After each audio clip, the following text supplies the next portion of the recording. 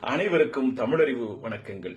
சான்றோர்கள் இருக்காங்க இல்லையா, உயர்ந்தோர்கள், அவங்க தனக்கு கேடு வர்ற மாதிரி இருந்தா தன் உயிரையே விடுவாங்களே ஒழிய அந்த கேட்டை, அந்த துன்பத்தை ஏற்றுக்கொள்ள மாட்டார்கள். எப்படியா? ரொம்ப அழகா ஒரு செய்தி. ஒரு கருங்கல் தூண் இருக்கு இல்லையா, அந்த தூண் அளவுக்கு அதிகமான பாரம் ஏற்பட்டா உடைஞ்சு போயிருமே ஒழிய வளைஞ்சு போகாது. அது மேல கொள்கையில் உறுதி கொண்ட சான்றோர்கள் தனக்கு மானக்கேடு வருகிற, தனக்கு இழுக்கு வருகிற செயல்பாடுகள் வந்தா உடைஞ்சி உயிர் விட்டு போயிருவாங்களே ஒழிய அதுக்காக பணிஞ்சு போக மாட்டாங்கன்னு சொல்லி.